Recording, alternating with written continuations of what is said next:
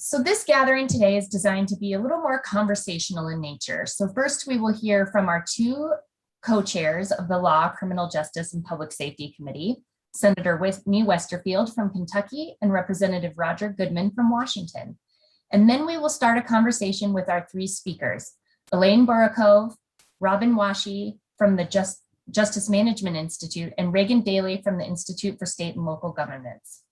Questions are welcome throughout the webinar, so please feel free to enter your questions in the Q&A box, and I will ask our questions to address them throughout the hour. I would really like to thank all of you for being here today and all the presenters for participating.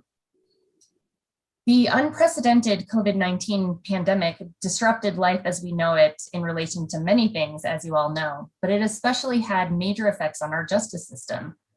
And at this time last year, most state and local courts had suspended hearings and jury trials. And while most courts are now getting back to the new normal, a tremendous case backlog remains. So today you will hear from national experts who will discuss the issues and consequences of these backlogs. And you'll learn what policy shifts jurisdictions are making to bring justice back on track. But first, I would like to open the floor to the co-chairs of our Law, Criminal Justice, and Public Safety Committee for a welcome and a few words about their interest in the subject. Senator Westerfield and Representative Goodman, the floor is yours. I yield to Roger. Oh, I was going to yield. I got to have the upper house. I want the senator to go first. Well, I'll do that, Roger, because you asked me to. I'm happy to do it. Everybody, welcome. I'm glad you could make time for this. I'm thankful to the staff at NCSL and Sarah and everyone there making this possible. This is a timely presentation, and I suspect everyone on this call already knew that. I mentioned before we let everybody in the room here that our interim committee meetings here in Kentucky begin next week, and the first Judiciary Committee is going to have testimony from our Chief Justice and our Director of our Administrative Office of the Courts. And one of the things I believe they're speaking on is this very issue. It's obviously a big concern. It's like the opposite of the analogy of a ship that takes a long time to stop. With COVID orders put in place with immediate effect and emergencies being declared both by governors and state Supreme Courts, and we could have a whole another 2 or 3 hour discussion about the constitutionality of that in Kentucky, because our state Supreme Court may or may not have the authority to do that. But they were acting on the emergency declared by a governor, but they were able to stop a lot, obviously, just like everywhere else and around the country. But getting them going again is going to be a really challenging lift, because you've got just a log jam of those cases. Obviously, you're concerned most about the people who are still in custody, haven't been able to bond out. I know a lot of people have been released over the intervening year here that might otherwise not have been released. Maybe cases have been dismissed that might not otherwise have been dismissed. One of the things that I am chiefly concerned about, and I'm going to ask my Kentucky folks when they testify, and that's about our show cause dockets, the dockets to drag criminal defendants in and ask them how they're paying on either restitution or court fees and fines to the Commonwealth. And I'm not at all concerned about the Commonwealth's bottom line, though that's important. I'm worried about victims who are due restitution. About a year ago, it was after the COVID orders, I think, went into effect.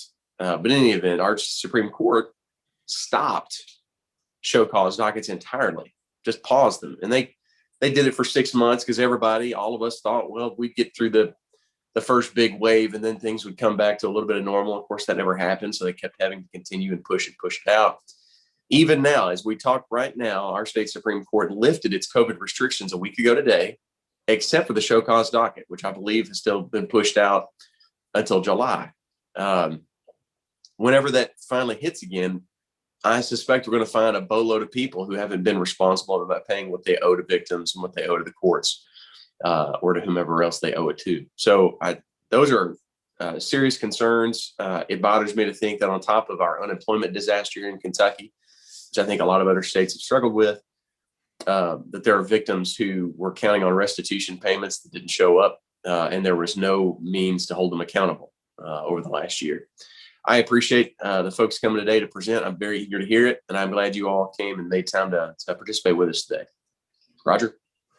Thank you, Whitney. And I have, when the public health crisis really set in about a year ago, and it was clear that courthouses were going to have to shut down, our state Supreme Court convened about, 8 or 9 separate subgroups to look at aspects of the justice system that were disrupted and how to move forward, including impaneling juries and the feasibility of witness testimony on through teleconference like this, and many other issues.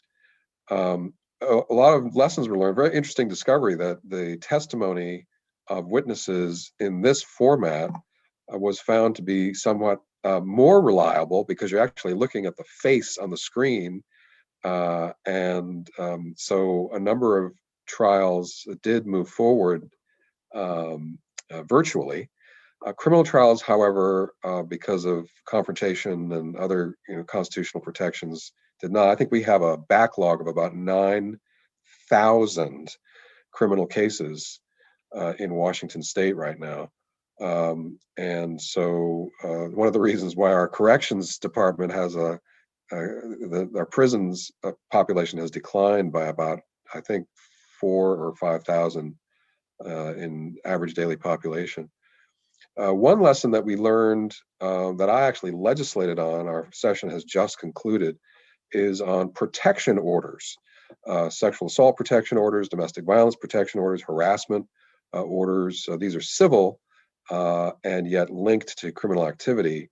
And what we found is that the petitioners or the victims of sexual assault, stalking, domestic violence had much more access to justice through this format, this platform.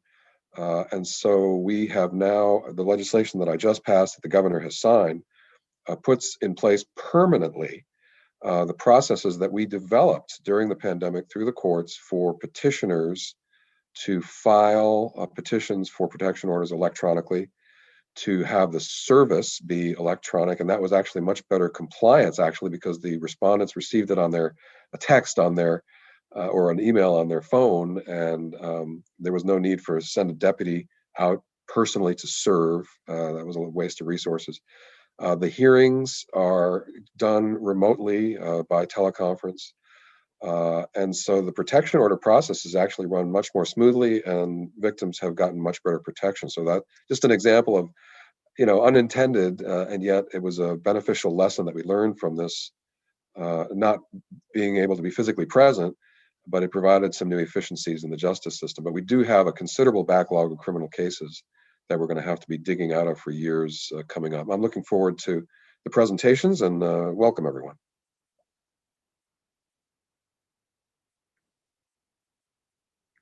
Oh, Anne, you're muted. Here we go. Thank you so much, Representative Goodman and Senator Westerfield.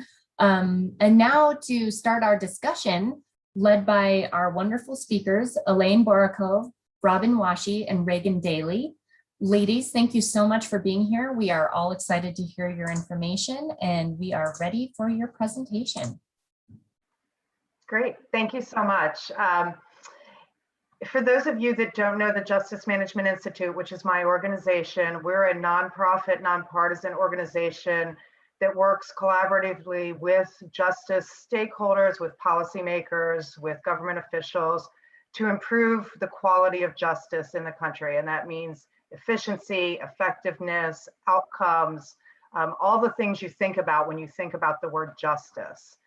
So when this pandemic hit, it became clear to us that despite the fact that many courts around the country have continuity operations plans, the magnitude of the public health crisis was such that it was going to create a significant crisis potentially in the criminal justice system. And I think we're seeing some of that now.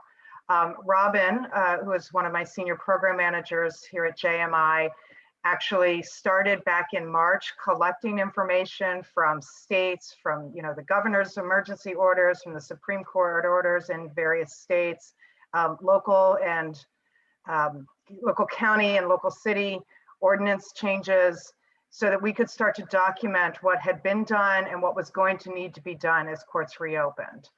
And so, as you well know, because jury trials shut down, there has become this large criminal backlog. And so I want to talk to you just briefly about what we mean when we say backlog, and what the extent of that backlog is. And then Reagan's going to talk to you about how the backlog is much more than just trials that have stopped and getting those cases tried. As Senator Westerfeld said, you know, this is about how victims are getting timely justice, how defendants are getting timely case resolution. It's about the impact on our communities, our taxpayers, and our public safety. And so, you know, this is not a simple just court problem. This is a problem for everyone that has to be resolved. And there are no easy solutions. Sorry to give you the denouement up front, but you know, this is going to require a lot of different pieces coming together, a lot of different strategies, and a lot of thinking outside the box. So Laura, can we flip to the PowerPoint to the second slide, Backlog Defined? Yes, I am grabbing the correct screen here. Give me 1 second. Okay. Can you guys see the slides now? Yep. Okay, perfect. Okay, and if you could just advance to the first slide, there you go. So when we talk about backlog, it's really different than the number of pending cases, and the number of pending cases has grown as well, and that creates another set of problems that we'll talk about. But backlog is really the number of cases in the case inventory, those cases that are sitting on a court docket that are older than a time standard that's been set by either the court or the legislature. Now, not every state has time standards. Not every court has set time standards. You can see in the blue boxes there are model time standards that are out there and have been around for more than a decade. And those model time standards say that basically 75% of all felonies should be resolved within 90 days and 98% within 365 days. For misdemeanors, similarly, at 75% within 60 days and 98% within 180 days. Now you can imagine with courts stopping for a year, these time standards are not being met at all right now. Prior to the pandemic, the national average time to disposition for felonies was just under a year at 256 days and 193 days for misdemeanors. Not all courts will meet those time standards. These are sort of aspirational, but it does give us a way to understand what is part of the aging caseload, what is becoming backlog versus what is new pending cases that need to be addressed. So if we can switch to the next slide. So in terms of pre-COVID case resolutions, the National Center for State Courts, through their Effective Criminal Case Management Program, did a survey, and they found that on average, there were 5 million felonies resolved annually across the country, about 40 felonies per minute. So this is before COVID, and 13 million misdemeanors resolved and approximately 100 misdemeanors per minute. That has ground to a halt under the COVID restrictions that are in place. We can go to the next slide. Part of the reason we're seeing this kind of backlog, and I think both the chairs alluded to this somewhat, courts really focused on essential operations, focused on pretrial release to make sure that COVID didn't spread in the institutions, in jails and prisons. They suspended trials because of concerns about social distancing and the spread of COVID. And that caused the caseload to age tremendously. So if you can just imagine, if you got arrested on March 1st, your case is already more than a year old if you're in a state that has not resumed trials. And just to give you a sense of what this backlog looks like, we don't have data from every state. Our data comes from the Safety and Justice Challenge sites that we work with. And so it ranges tremendously from a few hundred in small jurisdictions to more than 50,000 pending felony cases in a large county. That's in a southern state. I'm not going to say which states they are. I'd be happy to have that conversation offline. But that same state also has another county where at the time I did this presentation, it was 50,000 pending misdemeanor cases. It's actually up to 73,000. So it shows you how quickly that's backlog is growing. In a smaller county, we're seeing about 1,000 serious violent offenses that are now in backlog that have been pending for well more than a year, and in some cases up to 5 years. Similarly, in another mid-sized county, we've got about 7,000 non-violent misdemeanors pending in a mid-sized county. So you can see these are not trivial numbers. In that large county that I talked about with the 50,000 felony cases, we did an analysis for them, and we estimated if they took on no new criminal matters, it would take them between 5 and 7 years just to resolve the backlog. So this is a serious issue across the country. In addition to just the impact on the courts, having caseloads grow, having the age of pending caseloads grow has significant impacts for the criminal justice system as a whole. The work in the Safety and Justice Challenge is obviously focused on jails. And Reagan's going to talk to you a little bit about how the populations have changed as a result of this backlog.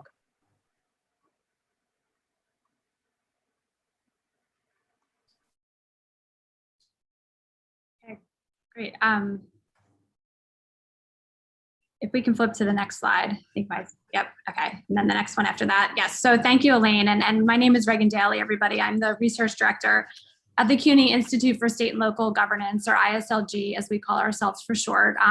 We are a partner in the Safety and Justice Challenge, like JMI, and we focus specifically on data and analytic work with the sites, and both for oversight and performance monitoring purposes across the initiative. And I'm going to contextualize a bit of what Elaine has already gone over with some high level trends and what we've been seeing across the Safety and Justice Challenge sites since COVID.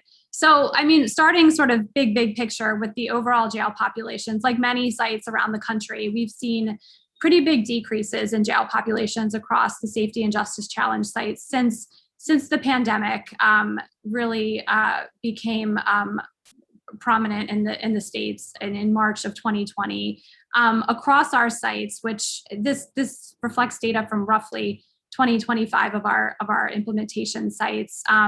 You know, we've seen you know, dramatic changes during the early months of the pandemic. So between February and April, again, like many sites around the country, most of our sites dropped dramatically as a result of various efforts that they were taking to release people from jail and keep people from entering jail toward all of the public health concerns that you know were arising. You know, as time went on, those numbers started creeping back up again, but we are still, you know, as of the end of last year, we're still had remained quite a bit below where these jail populations stood before the pandemic occurred. So next slide. So this is just what it looks like site by site. There's a lot of information here. It's color coded to sort of help you see the trends. You can see, I mean, essentially what this shows is that the trends that I showed you across sites really, you know, also correspond to the work that we've been seeing in various sites individually in the Safety and Justice Challenge. So that first column all the way on the left shows the initial changes between February and April of 2020. Everybody was down pretty dramatically then.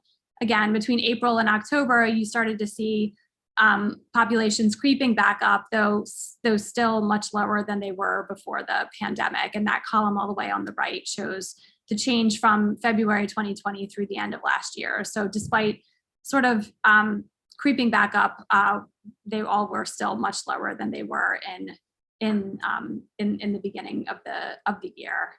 Next slide. So a lot of these reductions, what we've seen, have been driven by bookings and significant reductions in bookings at the onset of the pandemic. We've seen reductions in bookings that are even more dramatic than the reductions in the jail population. Again, you see the same trend here. The biggest changes occurred in the early days of the pandemic. Those numbers started ticking back up, but not nearly coming close to where sites were at the beginning of the pandemic. So we're still down really far in bookings in most of our sites. Next slide. And then again, this just shows that site by site, you see pretty consistent patterns the upticks happening sort of over the course of the year, but still being dramatically down. And these numbers, I know they're a little hard to see, but they're pretty dramatic numbers, even you know, at the end of the year. Some of these sites are down as much as, you know, 47%, 51%. Those are pretty dramatic reductions in bookings. We have not necessarily seen the same thing in length of stay. And so we can go to the next slide now.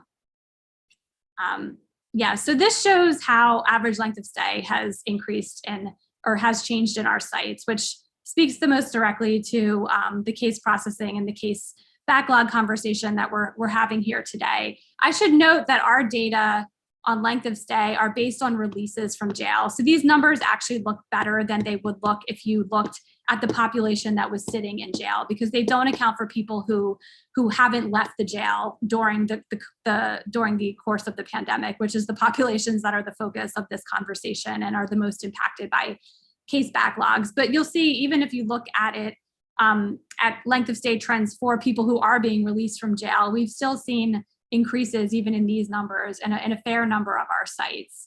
And if you go to the next slide, again, this just shows it site by site. There's, you know, we have seen some decreases. The numbers are just a little bit all over the place. It's honestly something that we're having a little bit of a hard time making sense of and definitely need to dig into further. It's likely, again, when we're talking about length of stay specifically for people released from jail, there are likely a number of factors and you know, influences that are coming into play. One is, of course, court closures and the backlogs that happen because of those, which we'll, I know, talk about a lot more over the course of this conversation.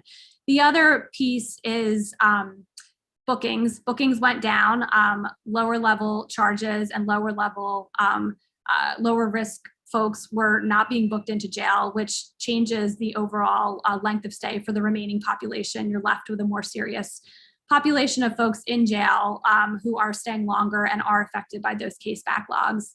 And then the third factor that's probably coming into play here is the fact that many of these sites did introduce some measures to release people from jail after the pandemic happened to try to further limit their population that way. So it's possible that there was some lagged effect of some of those measures. I mean, you can see in the immediate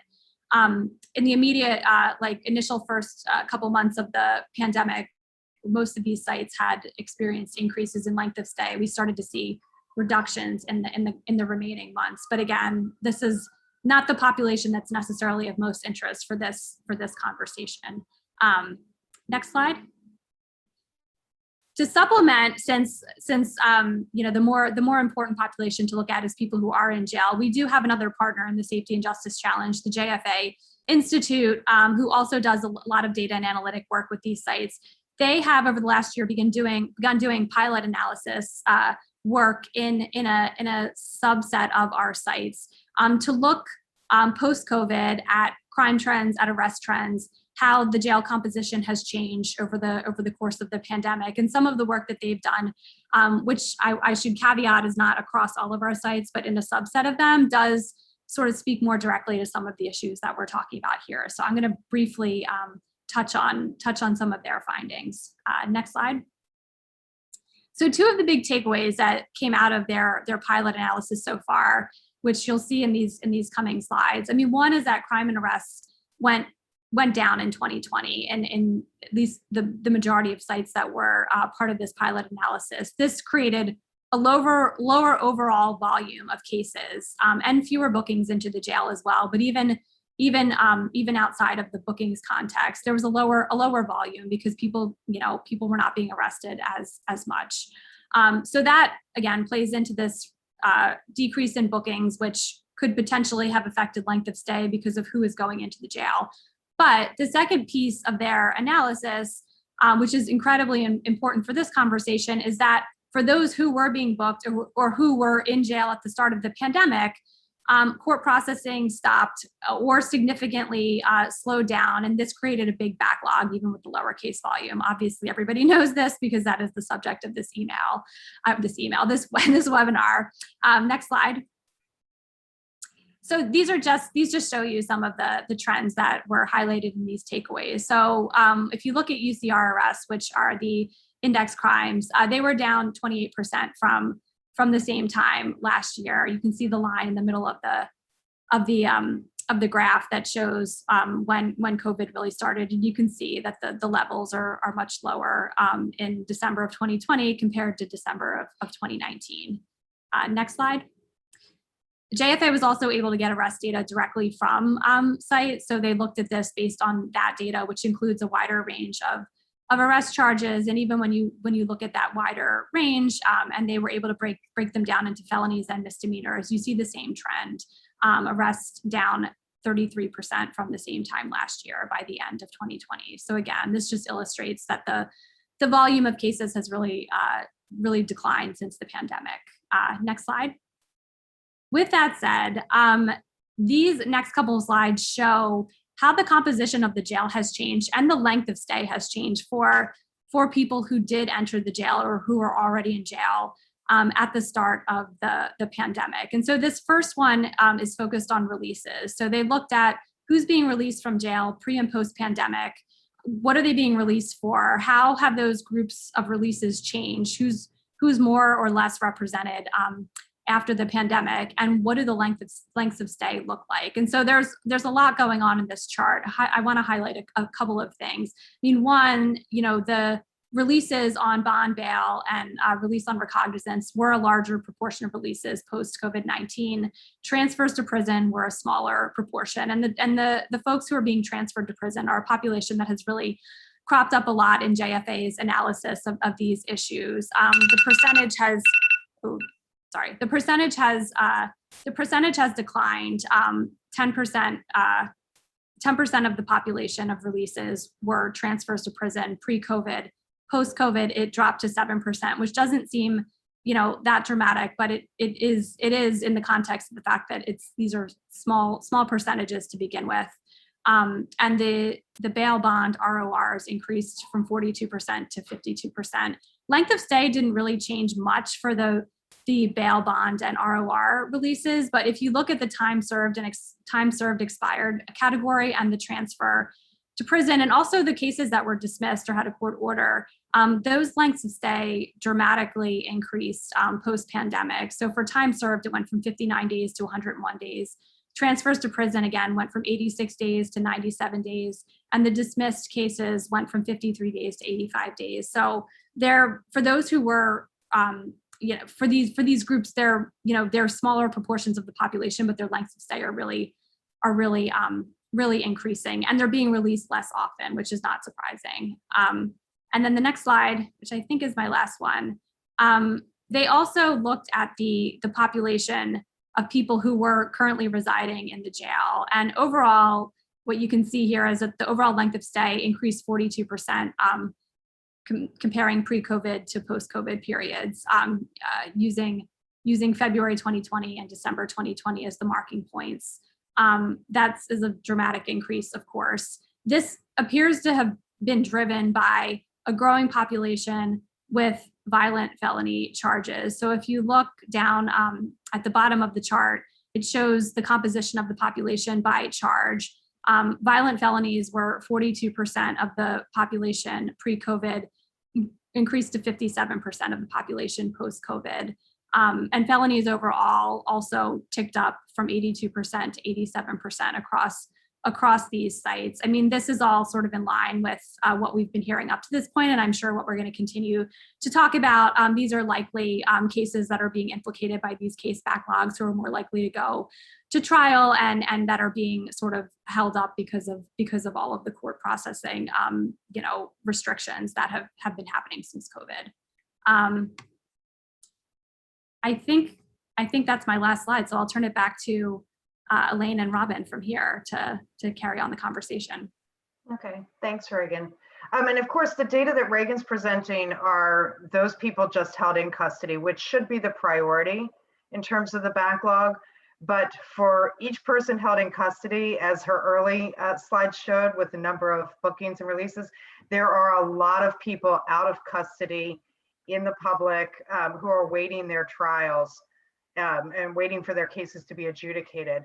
And, and as I said at the beginning, part of the issue here is that as cases age, Victims aren't getting resolution. They're not getting their restitution. Cases get better for defendants, which isn't always a bad thing, but the longer it takes to adjudicate a case, the less likely that witnesses are going to be available, that the police officer is still going to be employed. And so, it creates a whole nother set of issues about justice that we won't even really get into a lot in this conversation, but something I think that has to be considered. I'm going to stop there and see if people have any questions about what a backlog is, or the data that Reagan just showed us from the Safety and Justice Challenge before we get into some of the strategies.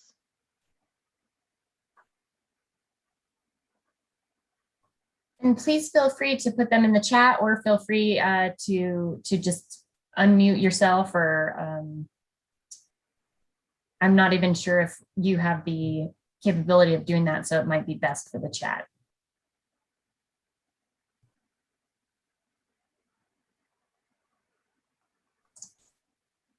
Okay, I'm gonna read a question. We had a problem with our state penitentiary refusing to take new prisoners for a while, so some were held in jail longer, and we had to fix that this session. And that was from Senator Larson in North Dakota. Yeah, I mean, I think that's a common problem that we've seen around the country. Reagan can speak to some of the data, but certainly that puts a pressure on the jail population itself, and the ability to take new people into the jail. And it is often outside of the local jurisdiction to control. That is a state issue that needs to be addressed. I don't know, Reagan, do you want to speak to that? No, I don't think I have much to add. I think you captured it perfectly. This is definitely a group that has been popping up in analyses and have definitely contributed to longer lengths of stay. And I mean, yeah, I would just emphasize the point that it's a state issue, and our local jurisdictions have a lot less control over addressing it. Right. And the corollary problem that we saw in some jurisdictions as well is where they were able to have some limited trials, getting those people that were in prison who had pending matters at the local level transferred back to the court. So the whole transport problem was really significant, and continues to be. Not all states are accepting a lot of prisoners at this point. Yeah, and if I may add, I'm working in 2 different jurisdictions of counties that have post-jurisdiction or post-conviction hearings that need to be held, where somebody is already in prison and they need to come back to the county for the hearing and then transported back. And it was shocking to me how difficult it was to get the communities to change and recognize if you could use some kind of technology so the person could stay in prison and still conduct the hearing with making sure that all the T's are crossed and I's are dotted, is a much more effective way, even before COVID really, but definitely with COVID-19. So you're not bringing people all the way to the county, potentially having infection issues, and then bringing it back to the prison system. Oh, that's really interesting. Let's see. Oh, it's Senator Larson said that we allowed the jails to charge the prison to house their inmates. So she just mentioned that as well. That's a great strategy. Money talks, especially when, revenues are decreasing because of the pandemic. All right. Well, if there aren't any other questions, we can start getting into a little bit of the strategies that we've seen jurisdictions using as they sort of navigated the pandemic, but also as they're opening back up, and how to work on addressing that backlog and prioritize cases. Robin, do you want to talk a little bit about some of the cool stuff you found technology-wise? I mean, I think we all know video was a big part of this, but there was a lot of other cool things going on out there too. Sure. And Laura, do you mind pulling the PowerPoint back up? I think we had just a couple more slides at the end there. Thank you. Yeah, so Representative Goodman, you talked a little bit about this at the beginning with the video dockets. And as you all know, we not only saw an explosion of that for us to conduct work in whatever field we were in, courts really explored that as well. And it was everything from civil hearings to criminal hearings, first appearances, to full-blown trials. I had a lot of fun actually sitting in on a lot of those because you could come in through YouTube and watch them. But courts really were quite innovative in trying to do that. One of my favorite examples was a court that actually worked with Doodle to create a Doodle pool interface so that the misdemeanants could go in and set their own trial dates and then show up for their Zoom for that trial date. So what we sort of uncovered here, and I'm sure you would also read in the link that Michael sent, that video dockets were really helpful to deal with some of that backlog. And one of the things we're trying to encourage jurisdictions with whom we work is that if we eventually get rid of the pandemic completely, it doesn't mean we should get rid of the video dockets. There is a place for them, I believe, going forward. One great way to look at this, going back to the jurisdiction I just mentioned that was using Doodle Pool, I'm sure that they would tell you that there are many of the folks that signed up for those hearings, that it was easier, much more effective, cheaper for them because they didn't have to take time off of work, easier for the court because the court could deal with the matter pretty quickly, but it's not something that works for everyone. So the great part about going forward is it's an opportunity to continue to use that technology for a certain segment of the population while allowing judges and the courts to focus their attention on cases that may be more difficult. And then even at the felony level, there are places for it. Maybe not across the board and definitely very difficult once you get to the trial stage, but there are opportunities there. And then the other point that we have on the slide is on online dispute resolution. I'm sure many of you have heard of that. It's actually been around for a while on the civil side, but there are states and counties that are just starting to work down that road for criminal matters, misdemeanors right now.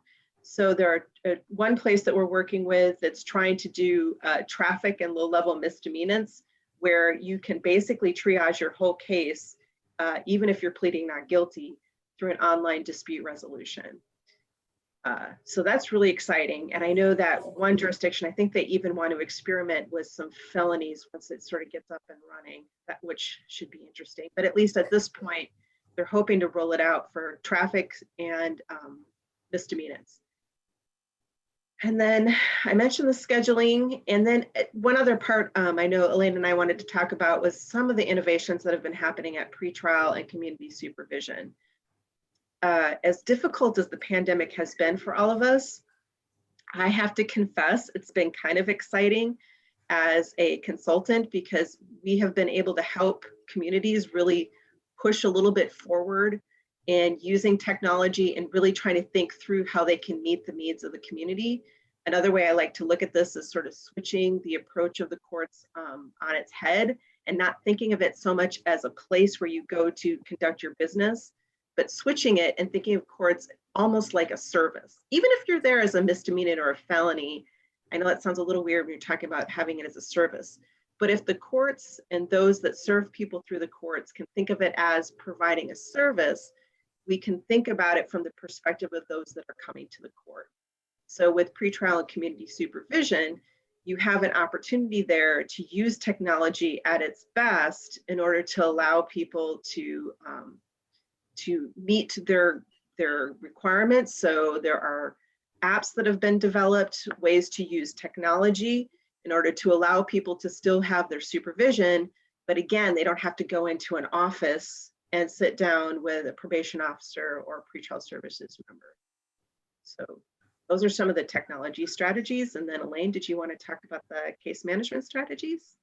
Actually, we've got a couple of questions on technology before we move on. So one question was whether or not fines and fees were impacted by the use of technology.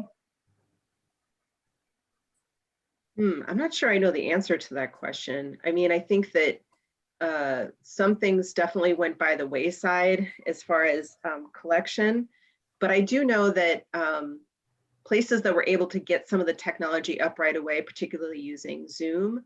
I know Texas is a great example where the Administrative Office of the Courts of Texas actually took it upon themselves to really provide that platform and format for the entire state.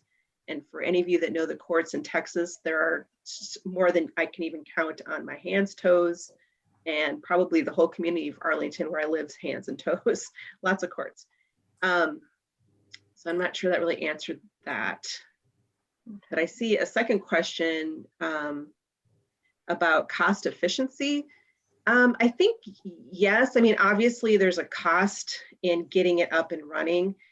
We had some courts that didn't have good enough technology to have it even start. So having the internet that handles it, the computers that can handle it and such.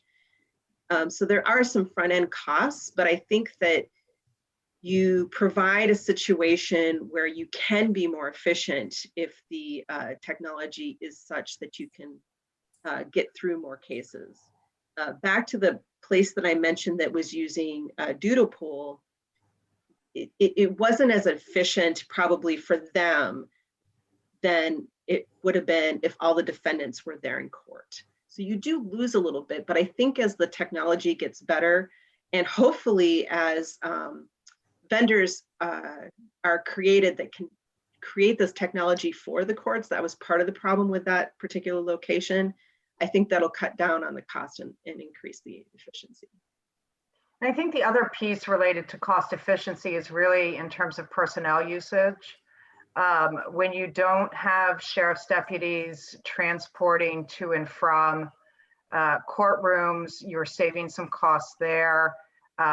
You're making the ability to testify and appear in court easier for law enforcement officers. And so you're potentially reducing the amount of overtime that is paid for police officers to be in court.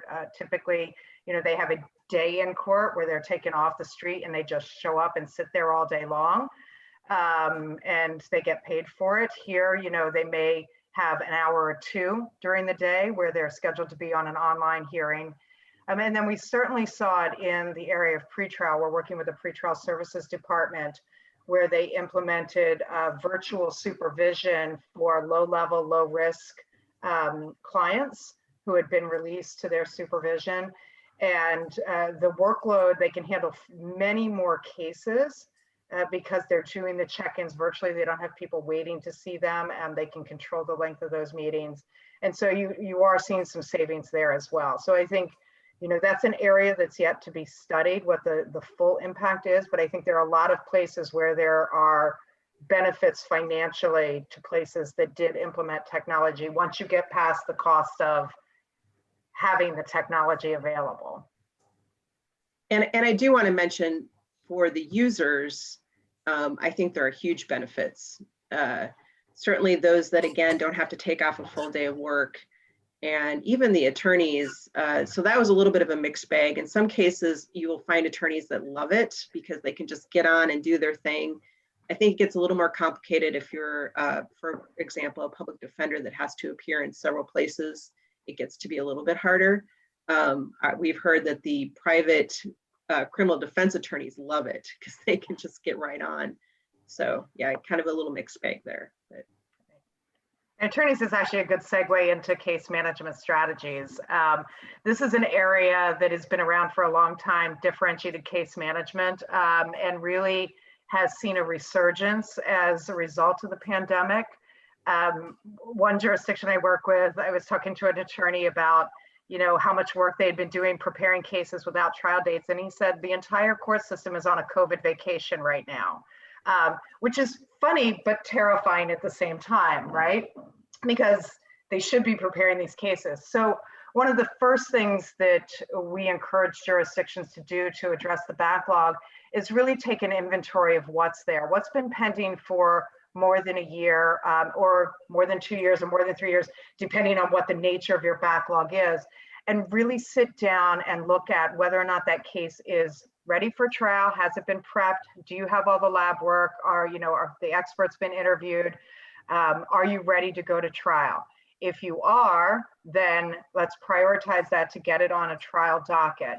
If you're not ready for trial, why are you not ready? And what do you need to do to get ready?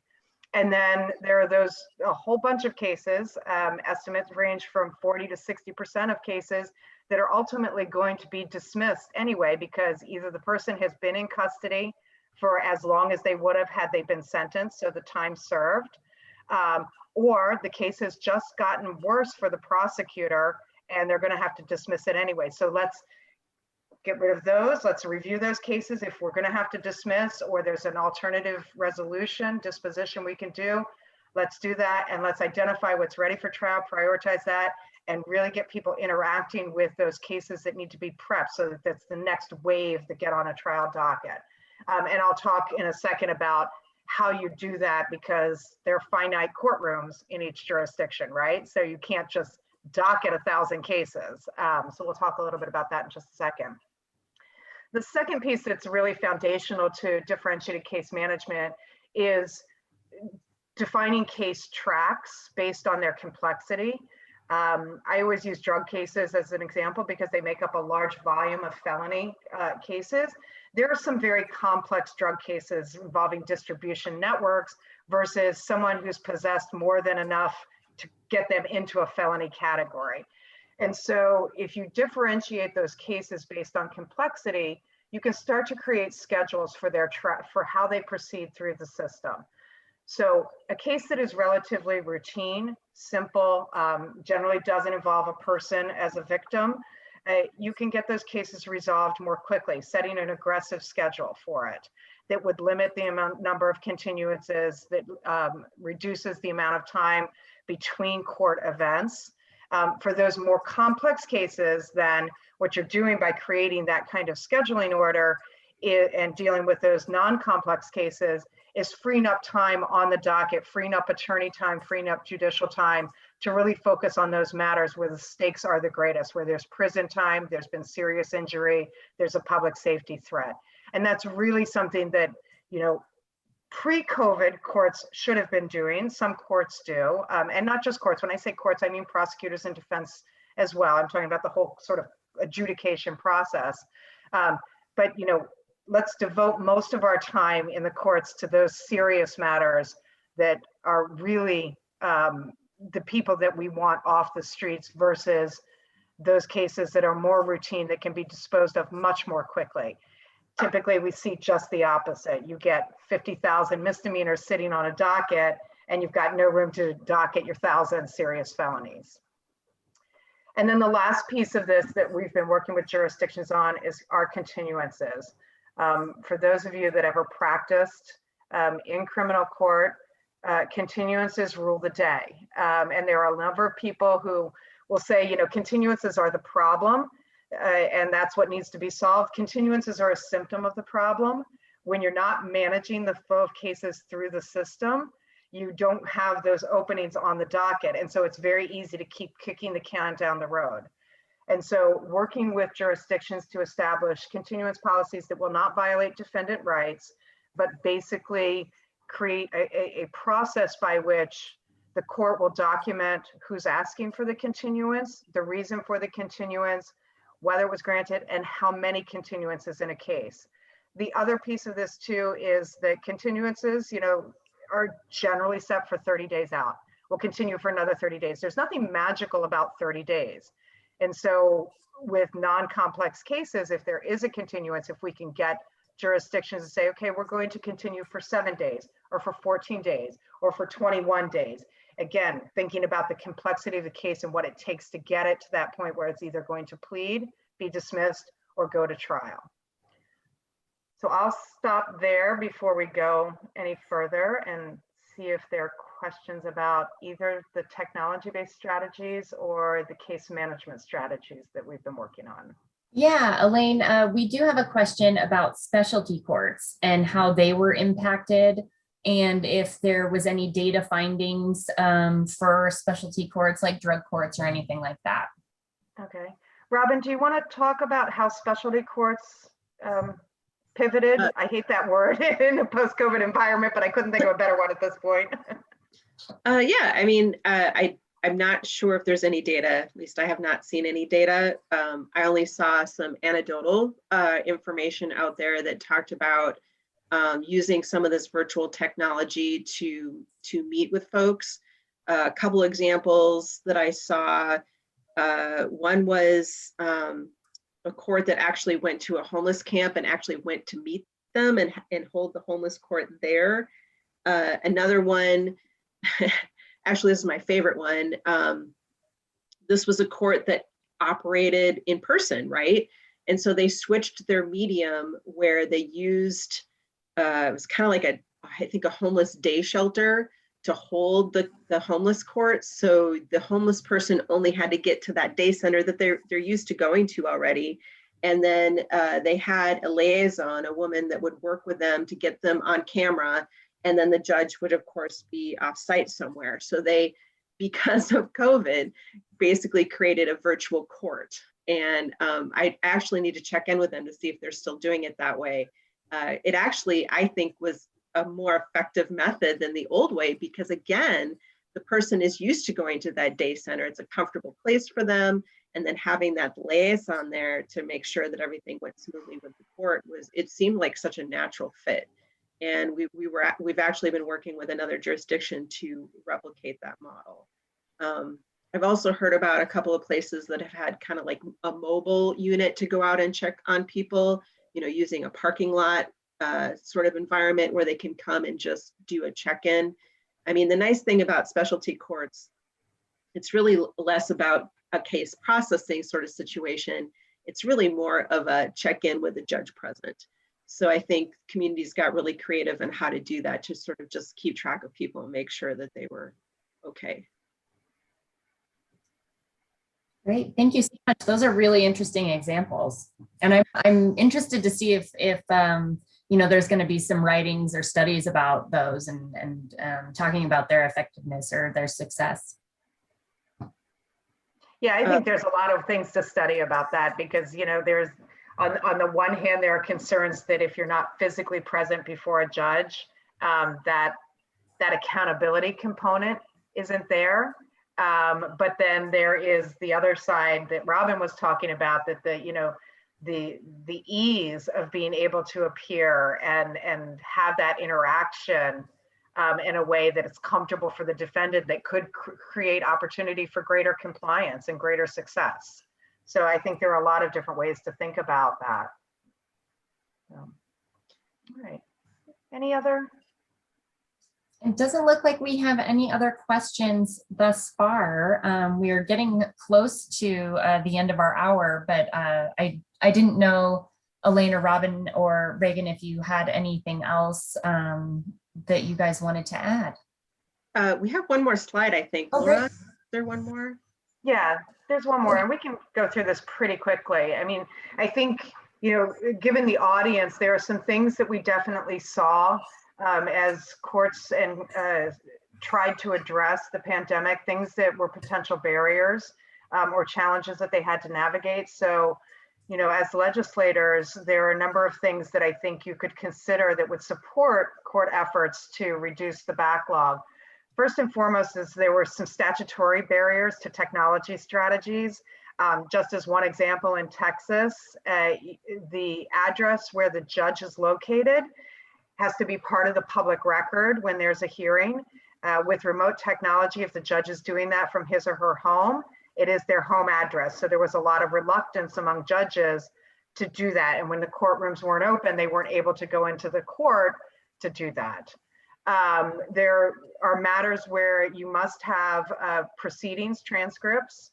And so there was some creativity around creating flexibility where the parties involved could submit written statements in lieu of a transcript if there was not going to be a live hearing. And again, that's something that is often written into statute. And then, providing the ability for online dispute resolution, as Robin talked about, particularly in lower level offenses, traffic, misdemeanor. If your state doesn't have time standards or speedy trial rules, working with your Supreme Court to put those in place.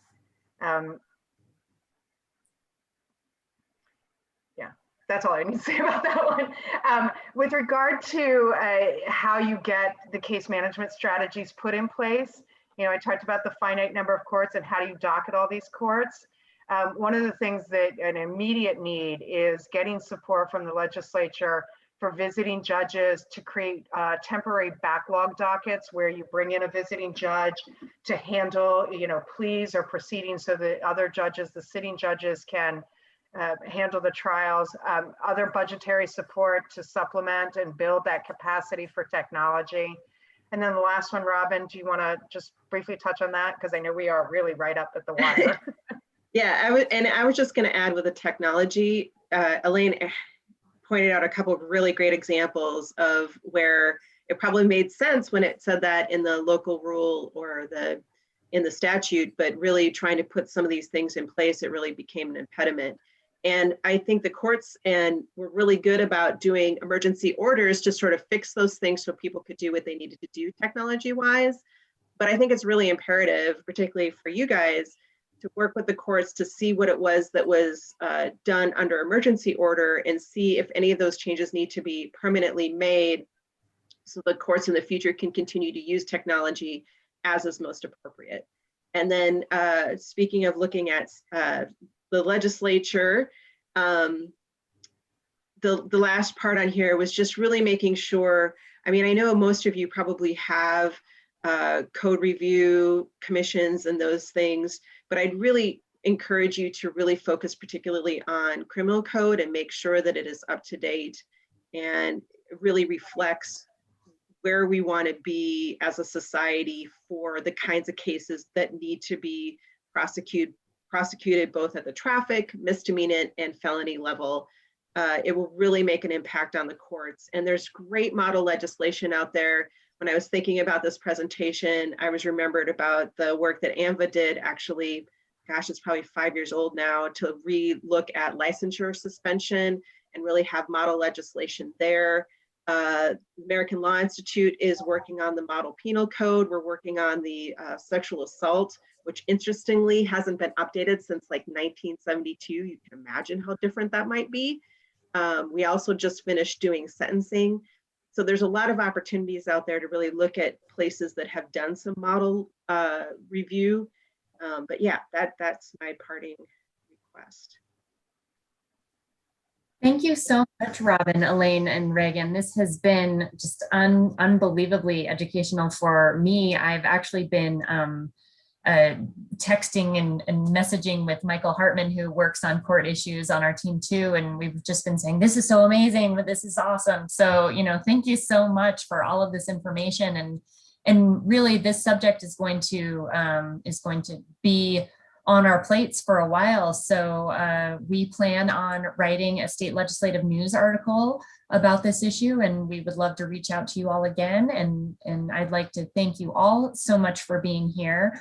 And thank you to Senator Westerfield and Representative Goodman for being here and actually asking for this presentation from you all. And Laura, can you unmute Representative Goodman?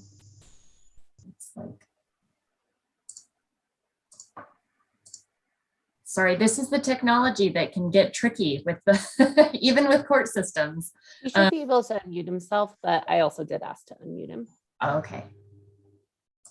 And you had just called on me. I'm sorry, the whole thing was muted there. So just to make a concluding remark.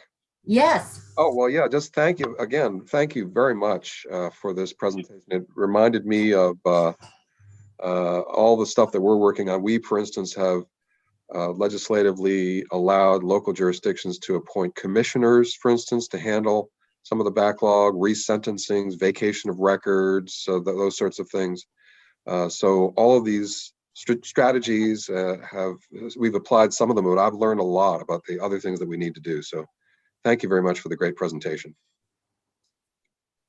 And thank you. And we will be emailing all of you with a link to this and to our NCSL page when we get that up. So if there aren't any more questions, thank you so much for your participation, and we will leave it here for now. But We will be discussing this issue probably for the next years or the years to come. Thank you.